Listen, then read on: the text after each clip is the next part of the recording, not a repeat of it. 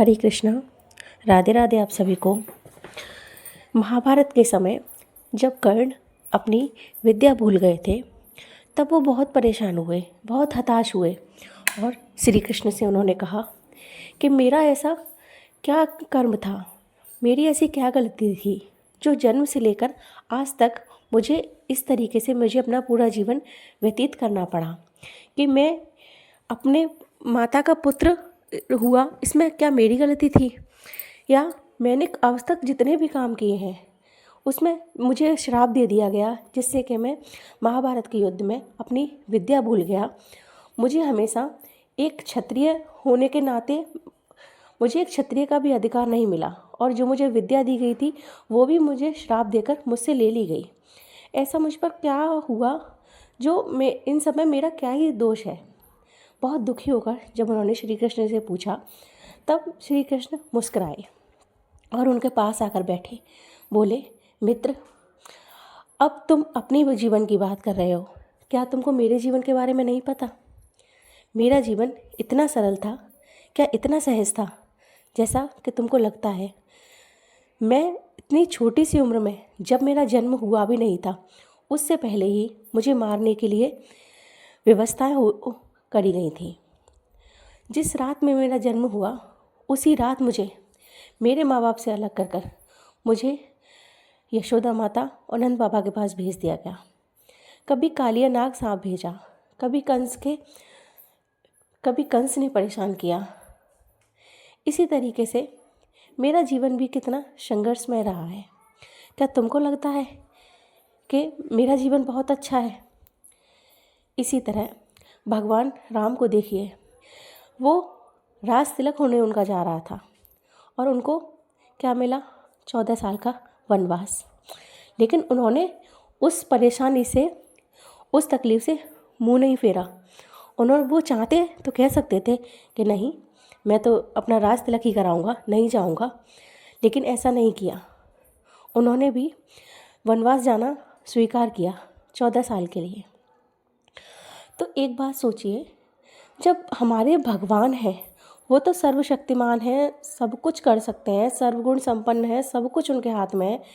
जब वो अपने कष्टों से नहीं बच सके तो जो हमारे कष्ट हैं उनको हम भोगते हैं या परेशान होते हैं तो तुरंत हमारी भगवान पर अश्रद्धा हो जाती है। तुरंत हम अपने आप को कोसने लगते हैं कि भगवान मेरे जीवन में इतना कष्ट क्यों दे दिया। अगर आप देखेंगे ना, दूर से सबकी ज़िंदगी बहुत अच्छी लगती है, लेकिन अगर आप नज़दीक जाएंगे ना और देखेंगे तो सबकी ज़िंदगी में इतने ही कष्ट हैं। शायद उनके कष्ट देखकर आपको अपने कष्ट कम लगे। चलिए एक कहानी के माध्यम से समझाती हूँ। एक भक्त था, वो श्री कृष्ण की बहुत पूजा अर्चना करता था। वो भगवान पर बहुत विश्वास भी करता था, लेकिन जब भी उसके जीवन में कष्ट आते तो वो भगवान पर अश्रद्धा करने लगता था।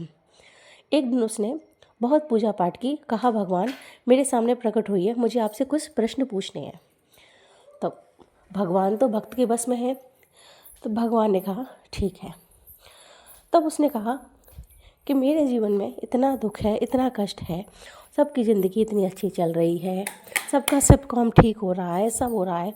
भगवान ने कहा नहीं मित्र, तुमको ऐसा लगता है। तब उन्होंने कहा, उस भक्त ने कहा कि नहीं भगवान, ऐसा नहीं है, मैं अपनी ज़िंदगी से बहुत परेशान हूँ, मुझे अपनी ज़िंदगी बदलनी है। तब श्री कृष्ण ने कहा ठीक है, तुम अपनी ज़िंदगी बदल सकते हो, लेकिन एक शर्त है, तुम्हें किसी न किसी की परेशानी तो लेनी पड़ेगी। तो उसको लगा कि मेरी परेशानी बहुत ज़्यादा बड़ी है।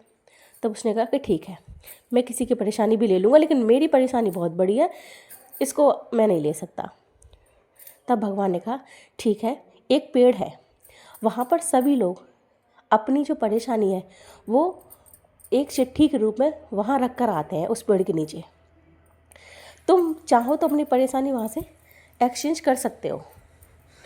तब भक्त को लगा कि ये तो बहुत अच्छी बात है, चलो ऐसा ही करते हैं। तो वो जो भक्त था वहाँ उस पेड़ के पास गया। वहाँ उस पेड़ के पास जाने के बाद उसने सोचा कि चलो किसी और के साथ मैं अपनी जो परेशानी है उसको एक्सचेंज कर लेता हूँ। उसने पहला पर्चा उठाया।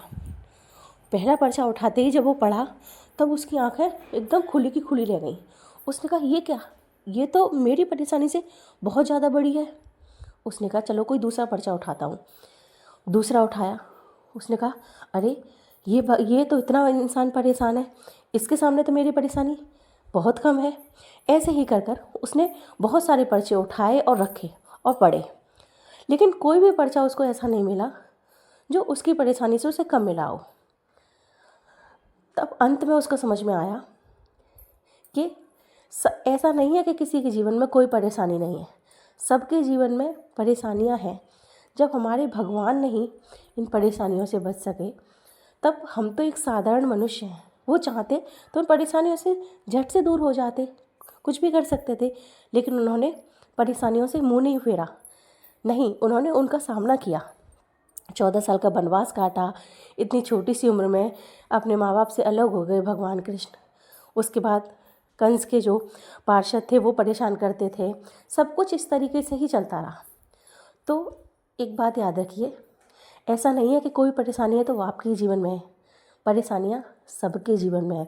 अगर हम इस मृत्यु लोक में हैं तब सबके जीवन में परेशानियाँ हैं, बस हमको अपनी परेशानी ज़्यादा लगती है और सामने वाले की कम लगती है। इसलिए अपने परेशानियों से घबराएं नहीं, प्रभु पर विश्वास रखें। और भगवान तो जो पेड़ पर जो पक्षी हैं वो सोते हैं निर्भय होकर, उन्होंने कोई स्टोर नहीं कर रखा कि सुबह उठकर हमको ये खाना है, वो करना है, ये करना है, नहीं कर रखा ना। तो भगवान तो उनका भी ध्यान रखते हैं। तो हम तो केवल एक छोटे से जीव हैं भगवान के सामने। अगर भगवान उन जिनके पास मुंह नहीं है और कमाने के लिए हाथ पैर भी नहीं है, भगवान तो उनका भी सहारा बनते हैं, तब क्या हमारा सहारा नहीं बनेंगे। तो अपनी परेशानियों को ज़्यादा बड़ा ना बनाइए। हो सकती है कि आपकी परेशानी बड़ी हो, लेकिन सबके जीवन में परेशानियां हैं, कोई भी ऐसा नहीं है जिसके जीवन में परेशानी नहीं है। बस प्रभु का नाम लीजिए, उन पर विश्वास रखिए, और बस उन पर विश्वास ही एक ऐसा मार्ग है जो हमको बड़ी से बड़ी विपत्ति परेशानी से बचा सकता है। दूसरा कोई मार्ग नहीं है हमारे पास, दूसरा कोई रास्ता नहीं है। बस उनसे कहिए कि प्रभु मेरा आप पर विश्वास है और मुझे दृढ़ विश्वास है कि मुझे इस परेशानी में से आप निकालेंगे। यकीन मानिए चमत्कार होते हैं, सच में चमत्कार होते हैं, लेकिन बस एक अटूट विश्वास और श्रद्धा होनी चाहिए, और जो कि कभी टूटनी नहीं चाहिए। और अगर इस तरीके की मेरी वीडियोस आपको अच्छी लगती हो तो मेरे चैनल को लाइक और सब्सक्राइब करिए। राधे राधे आप सभी को।